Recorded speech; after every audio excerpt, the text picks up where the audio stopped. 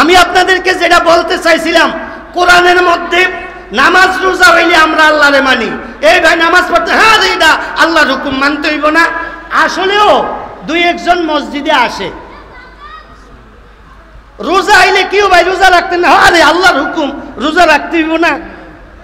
চুরির ব্যাপারে যদি কই ভাই চুরি করবেন নি, এটা কি হচ্ছে, চুরি করতাম না, চুরি করতেন না, চুরি করবেন না তো করবেন কি? আমাদের সমাজে আজকাল চোর নাই কোন জায়গায় এটা বলেন? আমারে একজনে বলে, কয় হুজুর আপনি জানেন আমাদের দেশে সব মন্ত্রণালয়ে চুরি হয়? আমি কই না, আমি বিশ্বাস করি না। কারণ শিক্ষাই জাতির মেরুদণ্ড, এটা একটা স্লোগান শুনছি। শিক্ষাই যদি জাতির মেরুদণ্ড হয়, তাহলে ওই জাতি আবার অন্যের ক্ষতি করব কেমনে? চুরি করলে না অন্যের ক্ষতি হয়, তো এটা করব কেমনে? এটা না শিক্ষিত মন্ত্রণালয়ে মেট্রিক পাস লোকেরও চাকরি হয় না, এর চেয়ে উপরে লাগে, তাহলে এই শিক্ষিত মানুষ বুঝি চুরি করে? তা একজনে আমারে কয়, হুজুর শিক্ষা মন্ত্রণালয়েও চুরি হয়। আমি কি এটা কই কি? পরে একজনে কয়, দূর হুজুরের মজাক করেন না, এটার কারণ কি আমার একটু কম, এটাই আমার শেষ কথা। পরে আমি ওনারে বললাম, আমি জানি, আমি বলবো না, কারণ বললে আপনার পছন্দ হইতেও পারে নাও হইতেও পারে, আমি নিজের ইচ্ছা থেকে বলতাম না। পরে কয়, না হুজুর আমরাই বললাম, আপনি বলেন, আমরা শুনতে চাই। কেন আমরা, আমাদের মধ্যে কোনো পরিবর্তন আসে না, আমরা চোরে থাইকা যাই কেন? এত যে শিক্ষিত হই, আমাকে চুরি বন্ধ হয় না। পরে আমি বললাম আমি জানি। কত বলেন, আমরা এটা কিছু মনে করব না। এখন আপনারা কি এটা জানতে চান? জানতে চাইলে আমারে কোন যে হুজুর আপনি বলেন, আমরা এটা জানতে চাই, কারণটা কি বলতাম? আতুডান কে কে জানতে চান? এখন আর আমার দোষ নাই, আপনারা জানতে চান দেখতে আমি কই। আমাদের দেশে যারা প্রাইমারি স্কুলও পড়ে, তারা যে স্কুলও যায়, বাসের ভাড়া দেয়? হ্যাঁ, দেয় না। এরা বাচ্চা মানুষ, কি এর ভাড়া দিব? দূর। আচ্ছা, প্রাইমারি স্কুলও নইলে ছোড়ো, হাই স্কুলও যখন উঠছে তখন যে বাসে উঠতে যায়, কোনো বাসের ভাড়া দেয়? হ্যাঁ, বাসে উঠলে কন্ডাক্টররা চায়, এ ভাড়া দে। পরে আমি না স্কুলের ছাত্র। পরে ড্রাইভারে থাক রে, এডি ওই অমুক হাই স্কুলের ছাত্র, নিস না থাক। আচ্ছা, যখন মেট্রিক পরীক্ষা দিয়া কেবল কলেজও ভর্তি হয়, এই ভাড়া দেও। কি কয় জানেননি? কথাটা কি কইলি তুই? কারে কয় এটা? কন্ডাক্টর রে। ভাড়া দেও। কথাটা কি কইলি তুই? কেবল কলেজের সামনে আয়। কলেজের সামনে আসলেই না, হ্যাঁ যোগাযোগ করছে রে, 20-50 জন খাড়াই রয়েছে। কয় কে তোর থেকে বল ভাড়াটা কে খুঁজছে তুই ক। ড্রাইভার রে লইয়া যায় একদিকে, কন্ডাক্টর রে লইয়া যায় আরেক দিকে। কি রে, কি অবস্থা? কতে বলে ভাড়া খুঁজছে, তার খবর আছে কে আমরা। আচ্ছা, যেই জাতি প্রাইমারিতে পরে হক মেরে দেয়, যেই পড়ালেখায় হাই স্কুলে পরে হক মেরে দেয়, কোনো মালিকে, আমি বাস চালা ছেড়ে দিছি নবাবপুরতে আপনার কুমিল্লা পর্যন্ত, আমি কি কইয়া দিছি কলেজের ছাত্র উঠলে কইলাম ভাড়া নিবি না, এরা আমার ফোলা বা এরা আমার ভাতিজা, এরা আমার আত্মীয়। বরং রাত যদি হিসাব দিতে যাইয়া ড্রাইভারে ভাড়া কম বুঝাইয়া দেয়, আমি গালাগালি করি, কিরে এত টাকা কম কা? কয় সব কলেজের ছাত্র উঠতে বয়ে দিছে, সব হাই স্কুলের ছাত্র উঠতে বয়ে দিছে, অন্য মানুষ উঠতে পারে না। কয় এডি মরবো কবে? কথার কথা এরম কইয়ালায় কিন্তু বদদোয়া। কারণ মালিকে তো দিছে এটা টাকার লেগা, অনারেতে তো টাকাই না, আমরা উঠতে বইতেই। আচ্ছা, তো যেই জাতি প্রাইমারিতে পড়ার হক মারে, যেই জাতি হাই স্কুলে পড়ার হক মারে, যেইটা জাতি কলেজ ভার্সিটিতে পড়ার হক মারে, এই জাতির কোন মন্ত্রণালয় দিবেন? এই মন্ত্রণালয়ে গান করে লাইব কাইয়া। তাহলে ভালা থাকবো কি হইলে? এই ভালা থাকবো কথাটাই হইল কথা। হযরত ওমর রাদিয়াল্লাহু তাআলা আনহুর নাম শুনছেন? উনি বাংলাদেশের প্রেসিডেন্ট ছিল, ভারত বাংলাদেশ, আচ্ছা ভারত পাকিস্তান বাংলাদেশের, আচ্ছা নাহলে আফগানিস্তান লগে, ভুটান নেপাল শ্রীলঙ্কা, হ্যাঁ? যদি পৃথিবীতে এখন 350 দেশ থাকে, তাইলে 165 দেশে 135 দেশের মতো দেশের প্রেসিডেন্ট ছিলেন হযরতে ওমর একা, অর্ধ পৃথিবীর প্রেসিডেন্ট। কোরআনের শিক্ষায় ওনাকে কোথায় নিয়ে গেছে জানেন? অর্ধ পৃথিবীর প্রেসিডেন্ট। নামাজ পড়াইতে উঠছে, এসার নামাজ পড়াইছে, ফলারে কয়ে দিকে তুমি যে আজকে একটা উঠ বেচছো বলে, জি আব্বা, টাকা দি বাসাত লই আনছে, আইনা কয় উঠ কত দিয়ে কিনছিলা? কয় এত, কয়টা নেও লাভের টাকা ওনারা তো কাব্বা হেডা কয় উঠ ফালছিলা কু কাব্বা বাইতুল মালের গোডাউন আছে না, এই গোডাউনের সাইডে ছেড়ে দিছিলাম, হ্যাঁ গম চাইল খাইয়া এটা মোড়া তাজা হয়েছে। কয় এই গোডাউনের গম চাইল কি তোমার বাপের না দেশের মানুষের? কয় দেশের মানুষের। কয় তাইলে এই লাভের টাকাটা আমি বাইতুল মালে জমা করে দিতে আছি। অর্ধ পৃথিবীর প্রেসিডেন্ট, আজকে অর্ধ পৃথিবীর প্রেসিডেন্ট দূরের কথা, একটা মেম্বার যদি কোথাও দায়িত্ব নেয়, একজন চেয়ারম্যান যদি কোথাও দায়িত্ব নেয়, একজন উপজেলা চেয়ারম্যান, একজন এমপি, আমাদের দেশটা 92 থেকে 95% মুসলমানের দেশে, যদি এরকম কোন দায়িত্ব নেয়, আগে যদি তার থাকে 1 লাখ টাকা, 1 বছর পরেই তার হয়ে যায় 200 কোটি 300 কোটি টাকা। এই টাকা আসে কোত্থেকে? কারণ আমরা যাদেরকে নেতা বানাই তাদের কোরআনের জ্ঞান নাই, হাদিসের জ্ঞান নাই, তাদের মধ্যে ন্যূনতম নবীর আদর্শ না থাকার কারণে যেই চেয়ারে বসাইবেন শুধু চুরি আর চুরি। আমরা কি আমাদের সমাজের পরিবর্তন চাই? কে কে চান? আমি আপনাদেরকে কথা দিতে পারি, চান্দিনা থেকে আমার নির্বাচনের কথা চলতেছে, যদি আমি চান্দিনা থেকে নির্বাচন করি আর আপনারা আমাকে নির্বাচিত করেন, কোন চেয়ারম্যান, কোন মেম্বার, কোন উপজেলা চেয়ারম্যান, কোন থানার ওসি, কোন ইউনো, কোন টিউনো একটা পয়সা চুরি করতে পারবে না ইনশাআল্লাহ।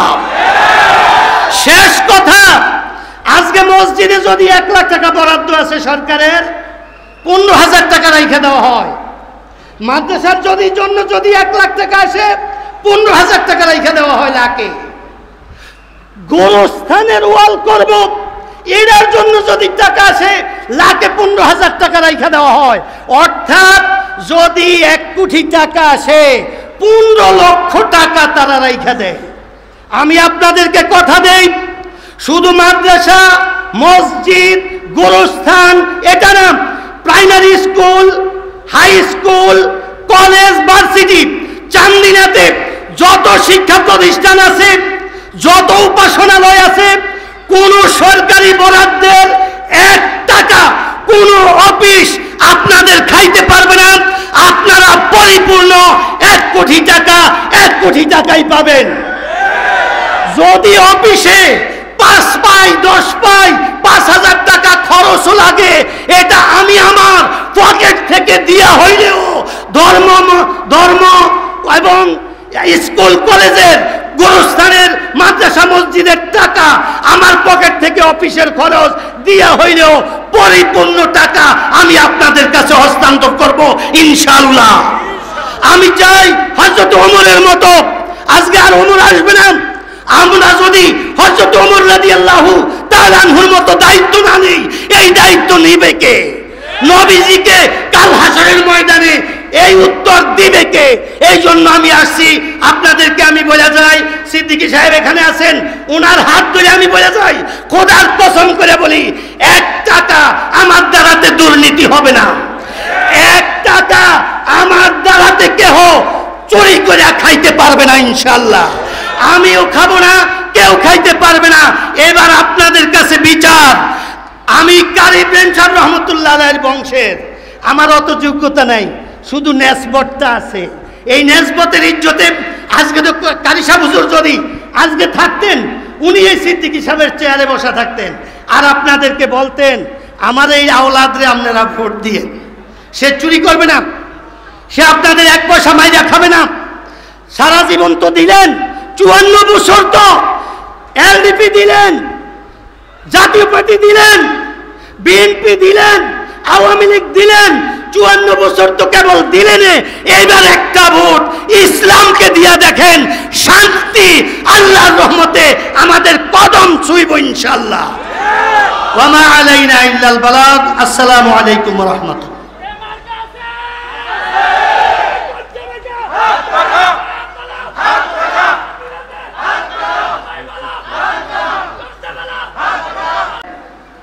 তখন নবীজি বললেন, তাদের জন্য আমরা আগেই হাদিয়া একত্রিত করে রাখো, ধরলে তাদেরকে আগে হাদিয়া দিমু, পরে দ্বীনের দাওয়াত দিব।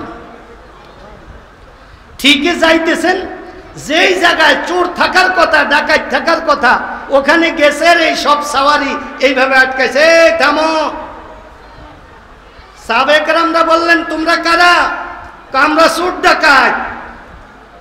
নবীজি সাওয়ারি থেকে নামলেন, নাইমা সামনে গেলেন, যাইয়া বললেন, তোমরা যে এখানে আসো এটা আমি জানতাম। আমি হইলাম শেষ জামানার পয়গম্বর মুহাম্মদ আরবি সাল্লাল্লাহু আলাইহি ওয়াসাল্লাম। সবাই বলছিল এই রাস্তায় যেন না আসি, তোমরা আসো, তোমরা চুরি করবা, ডাকাতি করবা।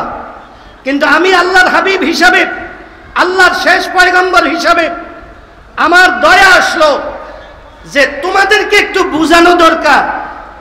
আজকে যদি তোমার কোনো সামান কেউ নিয়ে যায় কেমন লাগবো? কয় খারাপ লাগবো। তো কি করবা? কয় রে ফিরে লম্বা করে লামু। নবীজি বললেন, তোমরা এখন জাগোটা নিবা, তাগো এরকম কষ্ট লাগবো, তারাও কোনো সময় সুযোগ পাইলে চিন্তা করবো তোমরে পিড়ে লম্বা করলে। এই জন্য আমার পরামর্শ হইল, দেখো তোমাদের চুরি ডাকাতি করতে হবে না, আমি তোমাদের জন্য নিয়ে আসছি। এই তাদের জন্য কি নিয়ে আসছি এটা দাও। দিছে, বলছে এই যে এটা রাখো, এটা চুরির জিনিস না, ডাকাতির জিনিস না, এটা আমি নবীর পক্ষ থেকে তোমাদের জন্য হাদিয়া। আর আল্লাহ পাক চুরি ডাকাতি নিষেধ করছেন। আমি অনুরোধ করব ভাই, তোমাদের কাছে আর কোন নবী আসবে না, আমি শেষ নবী। তোমরা একটু যদি এটা ছাইড়া দিতা তাইলে আল্লাহ পাক খুশি হইতেন। আল্লাহ পাক আমাকে বলছেন আমি যেন আমার উম্মতদেরকে এটা জানিয়ে দিই। কিতাবের মধ্যে আছে, সমস্ত চোরেরা একসাথে আওয়াজ দিয়ে উঠছে, আপনি জলদি আমাদেরকে কলমা পড়াইয়া মুসলমান বানাইয়া দেন। আপনাকে কথা দিতেছি, জীবনে আর কোনোদিন চুরি ডাকাতি করব না। সালামুন আলা খায়রিল আনামি ওয়া সাইয়্যিদি, সালামুন আলা খায়রিল আনামি ওয়া সাইয়্যিদি হাবিবুন ইলাহিল আলামিন মুহাম্মাদি বাশীরিন নাযীরিন হাশিমিয়্যিন মুকাররামিন আতুফির রাউফিম মান ইউসাম্মা বিআহমাদি সাল্লাল্লাহু আলাইহি ওয়াসাল্লাম বলেন, আমাদের নবীজিকে আল্লাহ পাক কোরআন শরীফ দিলেন। কোরআন শরীফের মধ্যে ইসলামের সমস্ত বিধিবিধান আছে। আজকাল তো আমরা দুই একটা বিধিবিধান নিয়ে আসি। কি কি? একটা হইল নামাজ, আরেকটা হইল রোজা। এই দুইটা বিধিবিধান আমরা খুব মানি। খাওয়ায় কে, এটা নিয়ে আমাদের ঈমান একটু বেশ কম আছে। এখন যদি আমি বলি খাওয়ায় কে, আপনারা মুখে মুখে বলবেন আল্লাহ, কিন্তু আমি আপনাদেরকে ধরে দিতে পারবো এটা আমাদের মুখের কথা, এটা আমাদের অন্তরের বিশ্বাস না। রাজ্জাক কে, আমাদেরকে খাওয়ায় কে বলেন তো? যদি আল্লাহ খাওয়ায়, আমগো দেশের মানুষ জন্ম নিয়ন্ত্রণ করেনি, করে না? জন্ম নিয়ন্ত্রণ যে করে, এটা কি খাওয়ানোর সুবিধা অসুবিধার লেগা না অন্য কোনো কারণে? যে পোলাপান যদি বাড়ে খাইতে দিমু কি, থাকবো কই, এরম একটা না? তো যদি আমার খাওয়ানোর চিন্তা করন লাগে তাহলে তো বুঝা গেল আল্লাহ রাজ্জাক না, রাজ্জাক আমি, যার কারণে তো আমার এত চিন্তা। বুঝাইছে না? আরে আমি আর আপনি মানুষ, আমরা কতটুক খাই, একশের চাউলের ভাত পাকায় দিলে এই যুগে খাওয়ার মতো হয়তো পৃথিবীতে 2-4 জন পাওয়া যাইব, বাংলাদেশে একজনও পাওয়া যাইত না যে 1 কেজি চাউলের ভাত পাকায় দিলে খাইতে পারবো। তো 1 কেজি যেই জাতি খাইতে পারে না, এই জাতি আর কদ্দুর কি খাইব? আল্লাহ পাক তিমি মাছের খাওয়ায়, একটা তিমি মাছ দৈনিক 100 টন খাদ্য খায়। তিমি মাছ খাদ্য পায় কই? কোন জায়গায় শুনছেন তিমি মাছের থাবর খাইয়া আরেক মাছ আত্মরা হইয়া বাইসে উঠছে? আর বিজ্ঞানীরা কইছে তিমি মাছের থাবর খাইয়া কইলাম এটা আত্মরা হইছে। কিতাবের মধ্যে আছে তিমি মাছের 100 টন খাবার লাগে। এই তিমি মাছ নদীতে, সমুদ্রের মধ্যে লক্ষ লক্ষ আছে। এই লক্ষ লক্ষ তিমি মাছের যখন পেটে ক্ষুধা লাগে, আল্লাহর পক্ষ থেকে তাদের দিলের মধ্যে ঢাইলা দেওয়া হয়, ও মাছেরা, তোমরা অমুক জায়গায় সমুদ্রের মধ্যে একটা স্রোত আছে, ওই স্রোতের মধ্যে যাইয়া হা কইরা থাকো, আমি তোমাদের খানার ব্যবস্থা ওখানে করতেছি। ওখানে তিমি মাছ যাইয়া এইভাবে হা কইরা থাকে, স্রোতে শুধু কেবল গলদা চিংড়ি আইতে থাকে। 100 না, লক্ষ লক্ষ টন দৈনিক চিংড়ি মাছ সমুদ্রের মধ্যে তিমি মাছ খাইয়া বাচ্চা আছে না মরে রইছে। তো রাজ্জাককে আর আমগো দেশের মানুষ জন্ম নিয়ন্ত্রণ শুরু করছে। 1 পা চাইলের ভাত খাইতে পারে না, হ্যাঁ জন্ম নিয়ন্ত্রণ শুরু করছে। খাইব কি? আরে বেড়া, চিংড়ি মাছ হয়েছে সবচেয়ে দামি। আমার একদিন একজনে একটা চিংড়ি মাছ দিয়ে দিছে। আমি জিজ্ঞেসি কি ওইটা কি? এত বড় ব্যাগ। আমি কি এটা কি? হুজুর আপনার লিগে একটা চিংড়ি মাছ। আমি কি এটা কি? কোন চিংড়ি? কয়টা? কয়েকটা। কত দিয়ে আনছেন? 3400। এক চিংড়ি 3400। এটা ব্যাগের ওই নিচে এর দূরা, আর এটার হাত পাও এই আমনে গো সামিয়ানাত যাইয়া লাগবো। এটার হাত পাও মুড়াইয়া ব্যাগের মধ্যে বইরা এটা এরম বড় হয়ে রয়েছে। 3400 একটা চিংড়ি, বুঝেন না কি অবস্থা? তো এই 3400 টাকা দামের যদি একটা মাছ হয় আর 100 লাখ লাখ টন দৈনিক আল্লাহ খাওয়ায়, আমগরে 1 পা খাওয়াইতে পারতো না? এই মিয়ারা পারবনি? আচ্ছা এবার শুনেন, ওয়ামা মিন দাব্বাতিন ফিল আরদি ইল্লা আলাল্লাহি রিজকুহা ওয়া ইয়ালামু মুস্তাকাররাহা ওয়া মুস্তাওদাহা। আল্লাহ পাক বলেন, যত মানুষ কি এর যত প্রাণী আছে, সমস্ত প্রাণীর খাওয়ার জিম্মাদারি আমার। যাই হোক, তাইলে জন্ম নিয়ন্ত্রণ যারা করে তাদের আল্লাহর উপরে, আল্লাহ যে রাজ্জাক, এই রাজ্জাকের উপরে বিশ্বাস নাই, যার কারণে তারা জন্ম নিয়ন্ত্রণ করে। উজানির কারি ইব্রাহিম সাহেব রহমতুল্লাহ আলাইহি, আমার বড় আব্বা, ওনার 11 ছেলে ছিল, 11 মেয়ে ছিল। জন্ম নিয়ন্ত্রণ করলে আশেক এলাহি আসতো না, মোবারক করিম সাহেব আসতো না। জন্ম নিয়ন্ত্রণ করলে মঞ্জুর আহমদ আসতো না, নাজমুল হক আসতো না, ইসমাইল সাহেব আসতেন না, কারণ সত্য বন্ধ। যাই হোক, আমি আপনাদেরকে যেটা বলতে চাইছিলাম, কোরআনের মধ্যে নামাজ রোজা হইলে আমরা আল্লাহরে মানি। এই ভাই নামাজ পড়তে, হ্যাঁ এটা আল্লাহর হুকুম মানতে হইব না। আসলেও 2-1 জন মসজিদে আসে,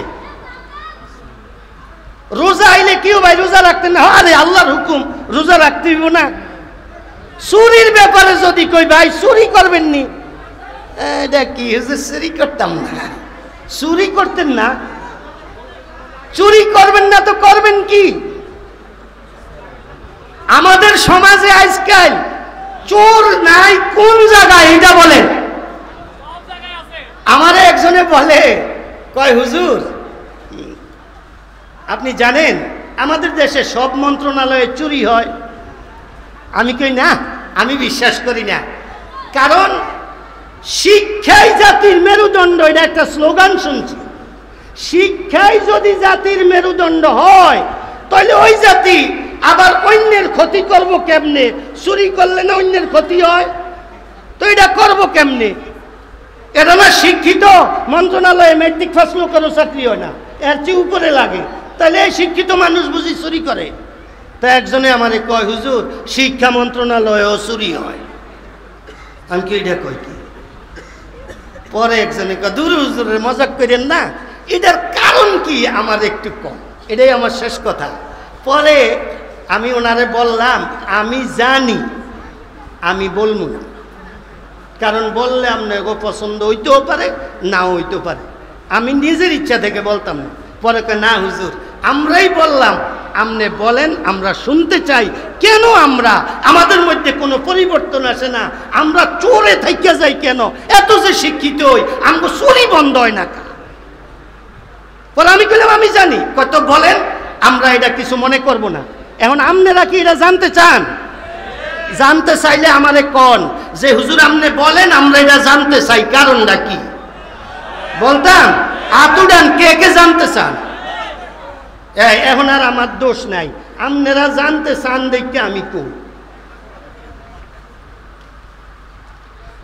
আমাদের দেশে যারা প্রাইমারি স্কুলও পড়ে, তারা যে স্কুলও যায়, বাসের ভাড়া দেয়? হ্যাঁ, দেয় না। এরা বাচ্চা মানুষ, কি এর ভাড়া দিব দূর। আচ্ছা, প্রাইমারি স্কুলও নইলে ছোড়ো, হাই স্কুলও যখন উঠছে তখন যে বাসে উঠতে যায়, কোনো বাসের ভাড়া দেয়? হ্যাঁ, বাসে উঠলে কন্ডাক্টররা চায় এ ভাড়া দে। পরে আমি না স্কুলের ছাত্র। পরে ড্রাইভারে থাক রে, এডি ওই অমুক হাই স্কুলের ছাত্র, নিস না থাক। আচ্ছা, যখন মেট্রিক পরীক্ষা দিয়া কেবল কলেজও ভর্তি হয়, এই ভাড়া দেও। কি কয় জানেননি? কথাটা কি কইলি তুই? কারে কয় এটা? কন্ডাক্টর রে। ভাড়া দেও। কথাটা কি কইলি তুই? কেবল কলেজের সামনে আয়। কলেজের সামনে আসলে না, হ্যাঁ যোগাযোগ করছে রে, 20-50 জন খাড়ে রয়েছে। কয় কে তোর থেকে বল ভাড়াটা কে খুঁজছে তুই ক। ড্রাইভার রে লয়ে যায় একদিকে, কন্ডাক্টর রে লয়ে যায় আরেক দিকে। কি রে, কি অবস্থা? কতে বলে ভাড়া খুঁজছে, তার খবর আছে কে আমরা। আচ্ছা, যেই জাতি প্রাইমারিতে পরে হক মেরে দেয়, যেই পড়ালেখায় হাই স্কুলে পরে হক মেরে দেয়। কোনো মালিকে, আমি বাস চালা ছেড়ে দিছি নবাবপুরতে আপনার কুমিল্লা পর্যন্ত, আমি কি কইয়া দিছি কলেজের ছাত্র উঠলে কইলাম ভাড়া নিবি না, এরা আমার ফোলা বা এরা আমার ভাতিজা, এরা আমার আত্মীয়। বরং রাত যদি হিসাব দিতে যাইয়া ড্রাইভারে ভাড়া কম বুঝাইয়া দেয়, আমি গালাগালি করি, কিরে এত টাকা কম কা?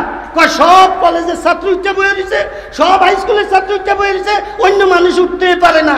এডি মরবো কবে? কথার কথা এরম কইয়ালায় কিন্তু বদদোয়া। কারণ মালিকে তো দিছে এটা টাকার লেগা, অনারেতে তো টাকাই না, আমরা উঠতে বইতেই।